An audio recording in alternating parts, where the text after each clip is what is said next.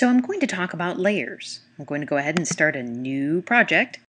One thing we want to think about when we have layers is, say you put a piece of paper in a certain shape on top of another piece of paper. They don't typically blend together, at least not in the real world. However, if I have one shape and I have another shape and I put them together, if I delete the one, it takes a big chunk out of there. Well, that's not cool, but what if I want to actually keep those things as separate objects, have two squares, or in some cases, two separate areas of a character? Well, you'll notice down here, under the timeline, which we'll get more familiar with as time rolls on, layer 1. What I can do is draw my square, then I'm going to go down here where it says New Layer and click a button. Now I have layer 2. I'm going to change the fill color so that you can kind of see the difference here. Now I'm going to draw a circle. Had I drawn these on the same layer, when I go to move this, it would leave a big hole cut out of there. Now, however, when I move it, you'll see that it's a separate entity. It's on a separate layer. So layers actually display from the top down. You'll notice here, layer 2, which is where this circle is on top of layer 1. I can click and hold down and reorder the layers. Now layer 1, the square, is on top. I advocate always naming your layers. And try to keep your layer items as separate as possible. Meaning if you're drawing a face, you're going to want to have the mouth on one layer, the nose on another layer, an eye on one layer, another eye on another layer, etc. The reason for this is because it makes it a lot easier to animate down the road.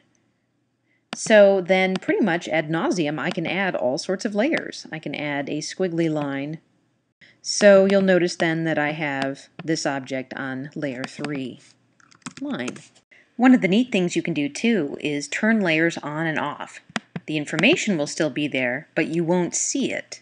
So you'll notice right here there's a little eyeball. Kind of creepy. Fortunately, it does not animate or wink at you or anything like that. When I put my mouse over it, it says show or hide all layers. I can click it, and that will turn on and off everything. However, if I want to just turn on and off one layer, I can do so, like so. Then you'll notice it has a little X there, and it says I can't write on that layer. Meaning if I try to, say I have this layer selected, it says the current layer line is either locked or hidden. Would you like to unlock and show this layer? No, I want to keep it off. So I'm going to do the same to this one. One very important thing to keep in mind is if you want to work on a layer, you have to have that layer selected. So right here, I'm going to type in circle. I have the circle layer. I'm going to turn these other layers back on so you can see. Say I want to add a little bit to that circle.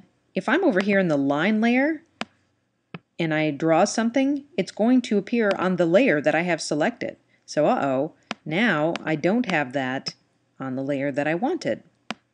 The nice thing is you can just Command or Control Z and undo, and you just keep hitting it until the thing that you didn't want is gone.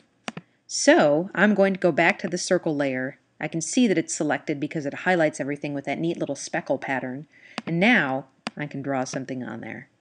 Of course, the main thing is that it's really hard to draw with all of those layers showing, so I recommend turning them off.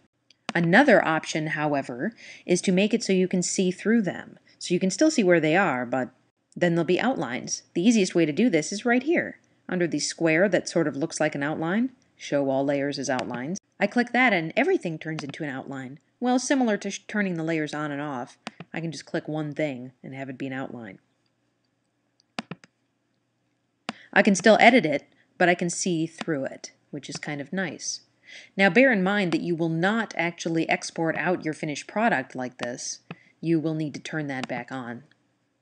If you don't want the fill, however, you can just click on it and hit delete without having to turn the outline on and off. Really, the only time you're going to use the outline is when you are trying to line things up, say, or need to see below a layer but kind of want to still have it in view. It's magic.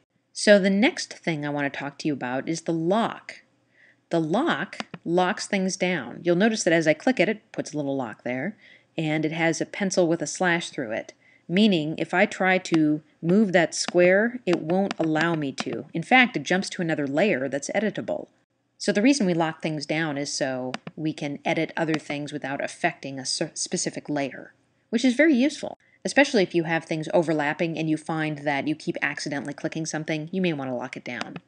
Similar to all the other things, you can click the top lock area and that will lock or unlock everything. Very handy.